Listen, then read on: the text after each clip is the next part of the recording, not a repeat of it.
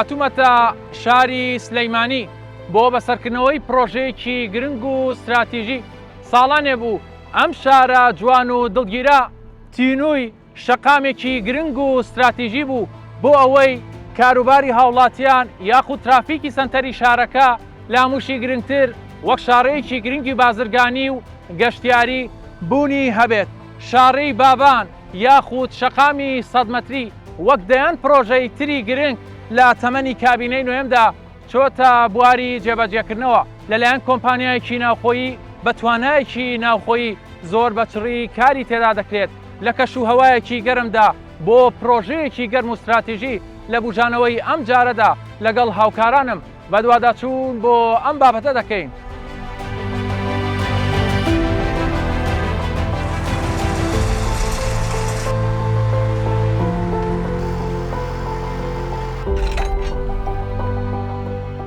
لە تەمەنی کابینەی نۆیەمدا کار بۆ باشترکردنی خزمەتگوزاری ژێرخانی ڕێگاوبان بە شێوەیەکی سەردەمیانە بۆ کەمکردنەوەی جەنجاڵی هاتوچۆ لە ناو شار و شارۆچکەکان کراوە. ئەوەش بە لە بەرچاوگرتنی بەرژەوەندی گشتی کە هۆکار بووە بۆ چاکسازیەکی گەورە لەو بوارەدا. شەقامی 100 مەتری شاری سلەیمانی یەکێک لە پرۆژە گەورە و استراتیژیەکانی حکومەتی هەرێمی کوردستان کە لەلایەن کۆمپانیایەکی ناوخۆیی بە شێوازێکی سەردەمیانە دروست دەکرێت.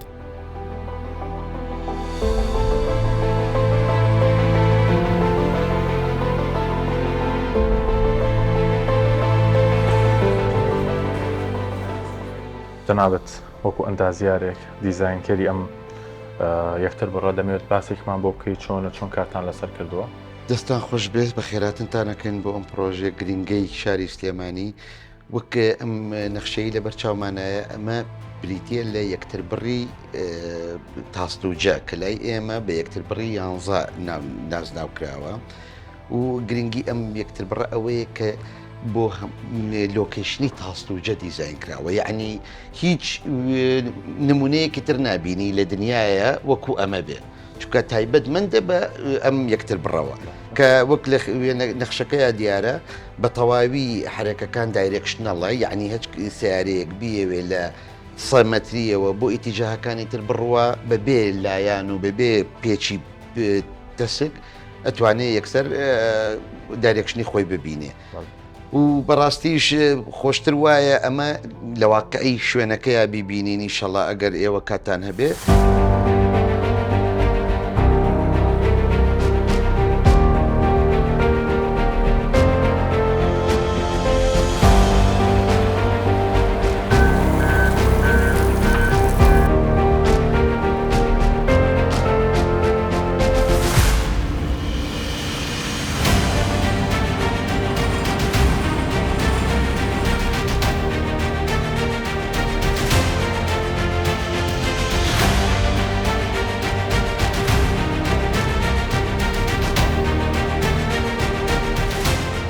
تایبەتمەندیەکی زۆر خاصەیە بۆ شارەی بابان، ئەویش کە جیایەکاتەوە لە پرۆژەیەکانی تر ئەتوانم بڵێم لەسەر مستەوای عێراق و کوردستانیش بە تەواوەتی. دوو خاڵی سەرەکی هەیە کە تایبەتمەندە بە ئۆتۆبانی بابانەوە. یەکێک لەوانە ئەم یەکتر بڕەیە کە ئێستا ئێمە تیاوە ساوین، ئەمە یەکتر بڕی تاسلوجەیە کە لە دیزاینەکەیە بە یەکتر بڕی 11 ناوبراوە.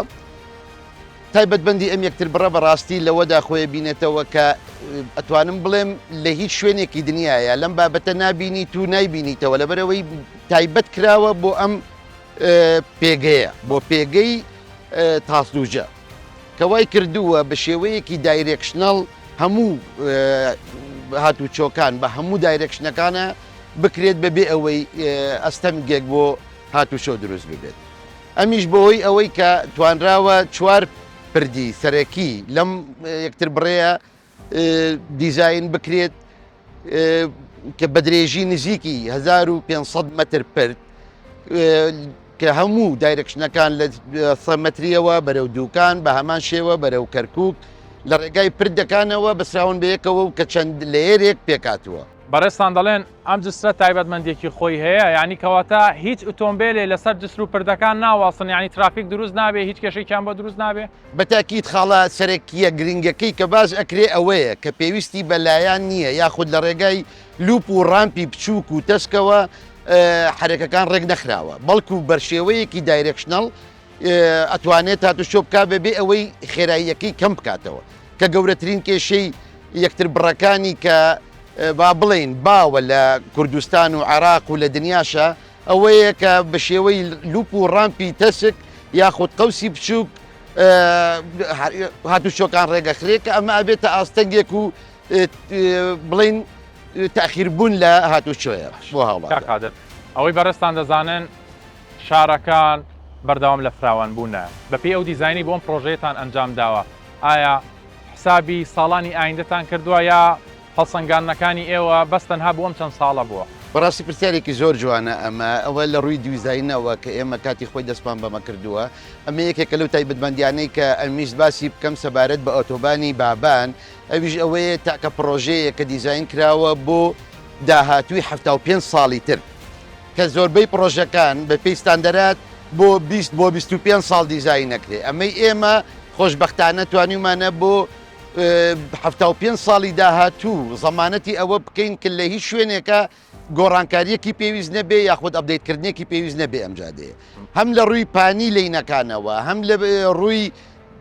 شێوازی دیزاینکردنی پردەکانەوە سەرەڕای زۆری لەینەکان کەوا کراوە ئێستا لەوانە بێ لە داهاتووی نزیکە کە ئیشەڵا ئەکرێتەوە و خەڵک هاتوچووی بەسەر ئاکاو بەکاری هێنێ پرسیارێک لە خۆی بکە بۆ ئەم هەموو پانیەمان هەیە لێرە بەڵام ئەمەوێت لە ئێستاوە بۆیان ڕوونکەمەوە کە ئەمە حسابی 75 ساڵی داهاتوو کراوە بۆیە ئەو واقعیان بەرچاوەکەوێت لە دوا ڕۆژی داهاتووە جگە لەو یەکتربڕی کە بەڕێستان باست کەوت تایبەتمەندێکی زۆری هەیە تا یاسا لەسەر ئاستی عێراق دەمێ بزانم بە درێژایی ئەم 34 کیلۆمەترە چەند جسر چەند بردی تر لەسەر ڕێگاکەبوونی هەیە ئەمە هیچ گەڕانەوەیەکی یوتێرن با بڵێن بە شێوەی یوتێرن لەم پرۆژەیە نییە هەمووی لە ڕێگای ئینتەرچێنجەوەیە یا ئۆڤەرپاسە یاخود ئەندەرپاسە یاخود ئینتەرچێنجی کلۆڤەرلیپە با بڵێن ئەمانە دوو ئینتەرچێنجی کلۆڤەرلیپمان هەیە کە کەوێتە ئینتەرچێنجی 15 و حەڤە یەکێکیان لەسەر ڕێگای سەرەکی عربەت ئەوەی تریشیان لەسەر ڕێگای سەرەکی چانجەرۆیە جگە لەمە لەو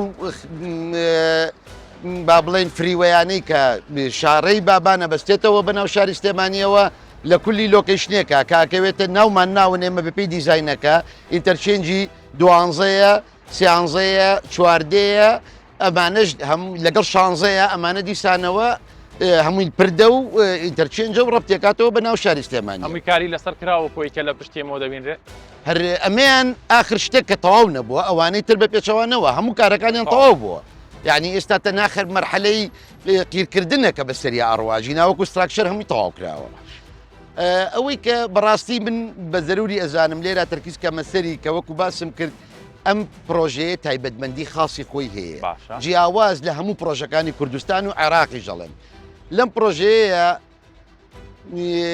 لە دیزاینەکەی حسابی ئەوە کراوە بە خێرایی 120 کیلۆمەتر لە سعاتێکە لە خاڵی سفری کە دەستپێکی پرۆژەکەیە کە تاسلوژە ئەکات هەتاوەکو ڕێگای عربەت کە کۆتاییەکەیەتی بە درێژی 34 کیلۆمەتر بە هەمان خێرایی 120 کیلۆمەتر بەبێ ئەوەی لە هیچ شوێنێکە پێویست بۆ بکە خێراییەکە کەم بکەیتەوە کە ئەمە لەوە ئەچێ بۆ ناوچەیەکی تەختایی ئاسایی بێ بەڵام بەنسبەت شاری سلێمانیە و بە تایبەت ئەم پرۆژەیە کە ئەکەوێتە بناری گڵەزەردەوە و هەمومان لە ڕووی تۆپۆگرافیەوە ئەم منتیقەیە شارەزاین کە بەڕاستی کارێکی زۆر زۆر ئاسان نەبوو کە بتوانرێت ئەم خێراییە بپارێژرێت بەرزونزمی زۆر تیا بوو بە تاکید ئەوە وای کردبوو کە زۆر زەحمەت بێ لە شاخی یعنی دۆڵ و شیوی زۆر گەورەی تایە دلیلیش بۆ ئەمە ئێمە لێرەیە 67 ئەو بارەی سندوقی گەورەمان هەیە کە ئەمە شتێکی زۆر تایبەتە بەم پرۆژەیە جگەل لەوە ئەو خاڵی کە زۆر گرینگە و ئەم قورسی پرۆژەکە ڕەچاوەکە ئەویش بڕین و پڕکردنەوەی لەم پرۆژەیە کە زیاد لە 20 میلیۆن متر مکعب بڕین و پڕکردنەوەمانێ زیاتر لەو ڕقەمە ئەم ڕقەمە لەوە چێ بەنسبەت ئەوانەی کە شارەزان لە بواری ڕێگاوبانەوە پێشتر ئیشیان کردووە ئەوان تەقدیری ئەم ڕقەمە بکەن یعنی لەبەرەوەی لەوەچێ بە 12 پرۆژەی تر نەگاتە ئەم کەمیەتە.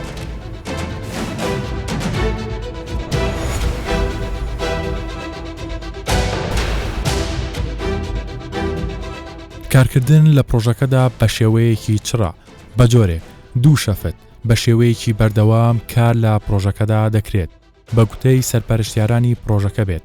ئێستا 180 کارەکانی تەواو بوو بە شێوەیەکی چڕ کار لەم پرۆژەیەدا دەکرێت و وا بڕیارە لە کۆتایی ئەم ساڵدا بەشێکی ڕێگاکە بەڕووی شۆفێران و ڕێبوارانی ئەو ڕێگایەدا بکرێتەوە.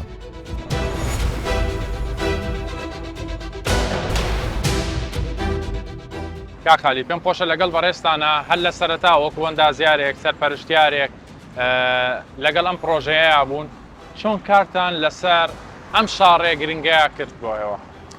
ئێمە وەکو گروپی کۆمپانیەکانی قەیوان جێبەجێکاری پرۆژەی شەقامی 100 مەتری لە سەرەتای دەستپێکی ئەم پرۆژەوە هەوڵمانداوە بە باشترین کواڵەتی و بە زووترین کات ئەم پرۆژەیە جێبەجێ بکەین و وابێ لە کات و ساتی خۆیان بکرێتەوە بەڕووی هاوڵاتیانە.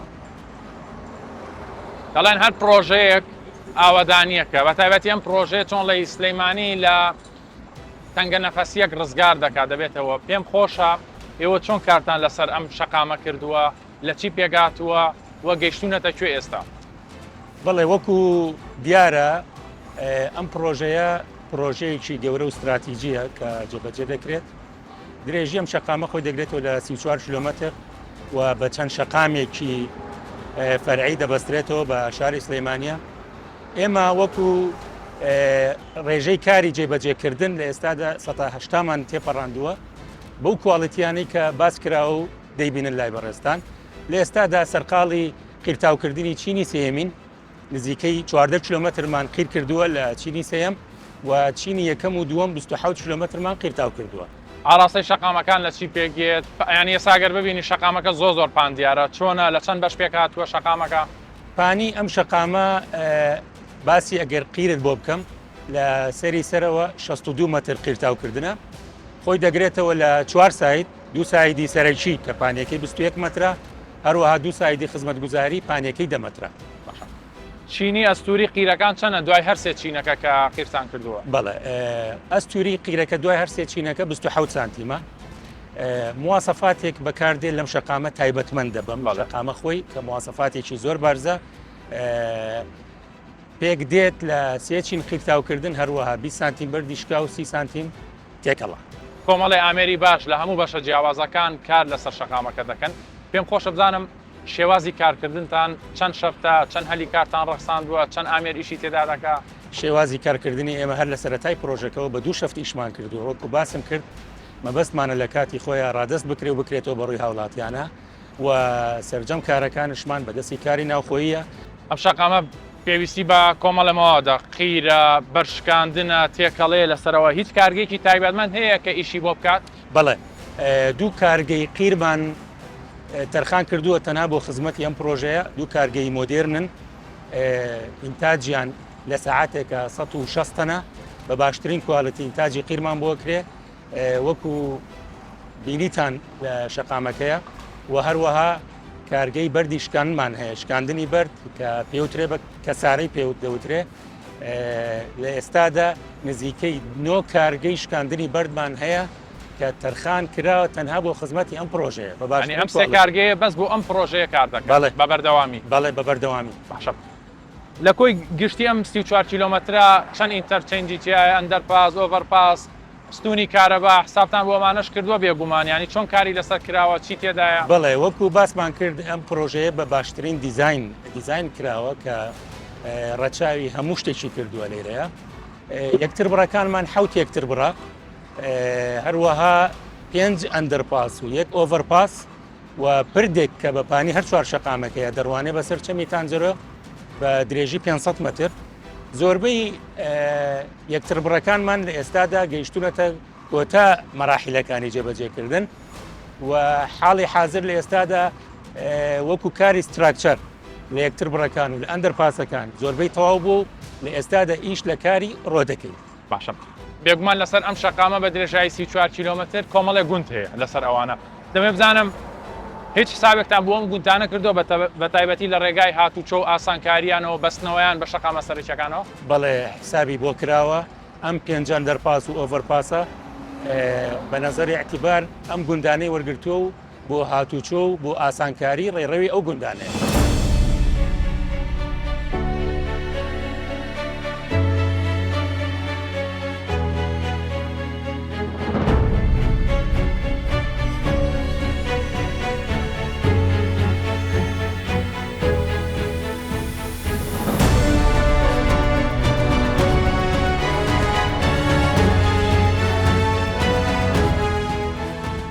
شەقامی شارەی بابان یاخود شەقامی 100 مەتری لە شاری سلەیمانی یەکێک لە پرۆژە گرنگ و استراتیژیەکان بە درێژایی 34 کیلۆمتر لەلایەن کۆمپانیایەکی ناوخۆیی و بە ستافێکی ناوخۆیی بە ڕێژەی 180 کۆتایی بە کارەکانی هێناوە.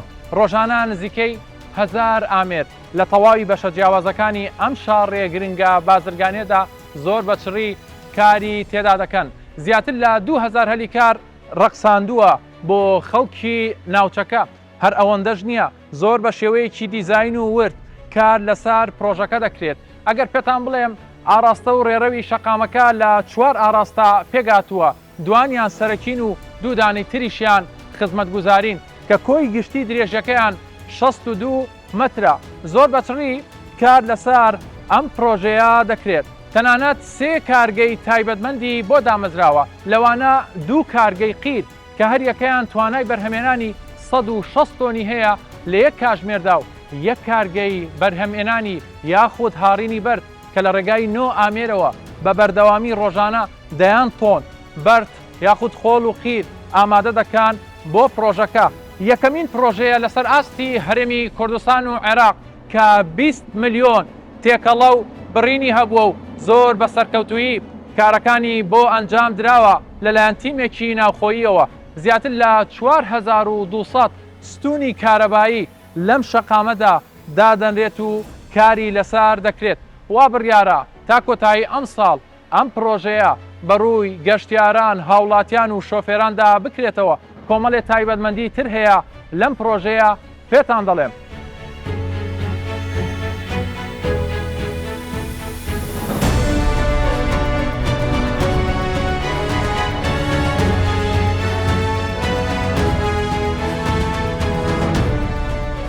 بە شێوەیەکی گشتی لە کۆی درێژی 34 کیلۆمتر لە شەقامی 100 مەتری سلەیمانی 7 ئینتەرچەینجی تێدایە، 5 ئەندەرپاسیش لە خۆ دەگرێ و 1 ئۆڤەرپاسیش لە پرۆژەکەدا بوونی هەیە. جیا لەمانەش 67 ئاوبار یاخود ڕێڕەوی ئاوی لە پرۆژەکەدا جێی بۆ کراوەتەوە و زۆر بەوردی کار لەسەر ئەم پرۆژە استراتیژیا گرنگە ئەنجام دراوە.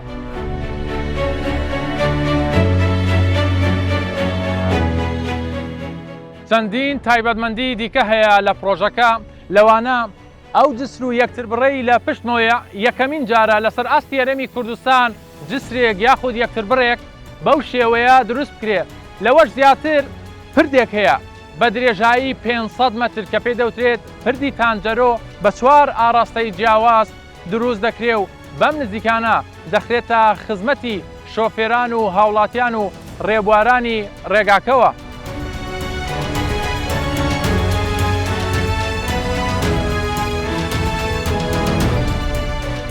هاوکات پرۆژەی شەقامی 100 مەتری شاری سلەیمانی یەکەمین پرۆژەیە کە کارگەی تایبەت بەخۆی هەبێت بۆ بەرهەمێنانی قیر و چیمەنتۆ و تێکەڵە و قاڵبی پردەکان کە پێداویستی پرۆژەکە بە کوالەتێکی باش دابین دەکات.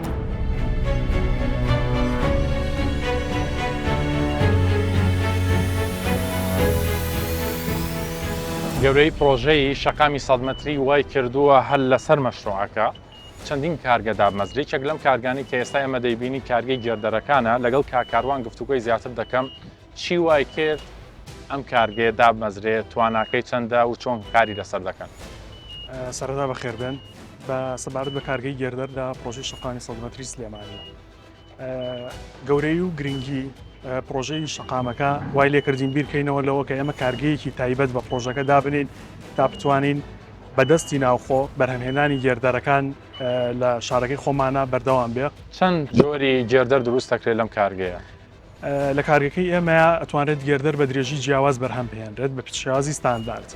ئەوەی کە لە پرۆژەی شەقامی 100 مەتری سلێمانیە هەیە، ئێمە دوو جۆر گێردەرمان هەیە. گێردەرێکیان درێژەکەی 34.1 مەترە، دووەم جۆری گێردەرمان 29.7 و بە خۆشحاڵیەوانەیە کارگەکە ئەتوانێت ئەو دوو جۆرە و جۆری تایبەتی تریش بەرهەم بهێنێت لە ئایندە ئەگەر پێویست بێ بۆ شوێنەکانی تری سلێمانی. هیچ کارگەیەکی تر هەیە هاوشێوەی ئەم کارگەیە لەسەر ئاستی کوردستان و عێراق؟ هیچ کارگەیەک نییە بتوانێت گێردەری 34.1 بەرهەم بهێنێت. کارگەی تر هەیە بەڵام گێردەرەکانیان لەمە بچووکترە. چەند گێردەری پێویستە و ئێوە چەندان تەواو کردو تا ئێستا؟ لە پرۆژەی شەقامی 100 مەتری سلێمانیە ئێمە وەکو لای جەنابتان ئاشکرایە 8 پردمان هەیە کە کاری دروستکردنیان بۆ ئەکرێت لە ئێستاە. بە کۆی گشتی ئێمە 1990 گێردەرمان پێویستە بۆ کۆی پرۆژەکە. لە ئێستا ئێمە لەو ڕێژەیە لە سای 73 گێردەرەکانمان بەرهەم هێناوە و بەرنامەمان وایەتانی هەیەی ئەم ساڵ سەرجەم گێردەرەکان بۆ هەموو پردەکان بەرهەمەهێنرێ. لە ئێستا لەو 8 پردەی کە هەمانە لە پرۆژەکە 6 دانیان تەواوی گێردەرەکانی بەرهەم هێنرا و کاری دروستکردن و دانانی سەقفیش کۆتایی هاتووە. تەنیا دوو پردمان ماوە کە پردی ژمارە 11 لە ناو تاسڵجەیە و پردی ژمارە 24مانە لەسەر شەمی تانجەرۆ گێردەر لەم کاتەیە بۆ ئەو دوانە ئینتاجەکرێت و نەقلیەوەیەکرێت. باشە کاکاڕۆن ئەگەر تەماشا بکەی مەسەلەن ناو کارەکە زۆر بە وردی ئەم شیشە ئامادە دەکرێت چیمەنتۆکەی لە دەرێ پێم خۆشە باسی پرۆسەکەیمان بۆ بکەیت و وە کێشی ئەم گێردەرانە چەندە بە پێی سایزەکانیان؟ بەڵێ بە خۆشحاڵیەوانەیە یەکێک لەو شتانی کە زۆر مهمە لە کارگەکەیە ئەوەیە کە ستافی بەڕێوەبردن و ستافی دروستکردنی گێردەرەکان سەرجەمیان کارمەندی خۆماڵی. ئێمە هەوڵی تەواومان ناوە کە بەدەستی خۆماڵی کارمەندی خۆمان ئیشەکە بکات. بە شێوازێکی زۆر ورد کارەکەکرێت و لەلایەن سەرۆکایەتی شارەوانی سلێمانی شەوانەیە بە بەردەوامی متابعاکرێت و چێکردنەوەی پێویستی بۆ ئەکرێت. گێردەرەکان وەکوتم 34 مەترە لەگەڵ 29 مەتری 34 مەترەکەمان بە نزیکەی 50 تەنە بێت و ئەوی تریشیان کە هەمانە بە نزیکەی 40 تەن دەرەچێتەوانێ. خۆی ئینتاجیەکەمان ئێمە بۆ کارگەی گێردەرەکە ڕۆژانە ئەتوانین 4 گێردەر ئینتاج بکەین لە هەر تایپێکیان کە بمانەوێت لەو جۆرانێکە هەمانە. وەکوتیشم ئینشەڵا لە کۆتایی ئەم ساڵا دروستکردنی گێردەری هەموو پرۆژەی شەقامی 100 مەتری کە شتێکی زۆر خۆشە بە کۆتایی بێت.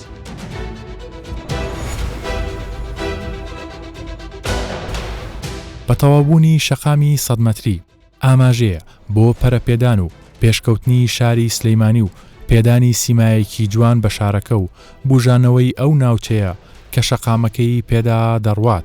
هەروەها کەمکردنەوەی ماوەی هاتوچۆ و پاراستنی ژینگە و کاریگەری تەواوتیشی دەبێت لەسەر جوڵەی بازرگانی و بوژانەوەی کەرتی گەشتیاری بۆ ئەو شارە.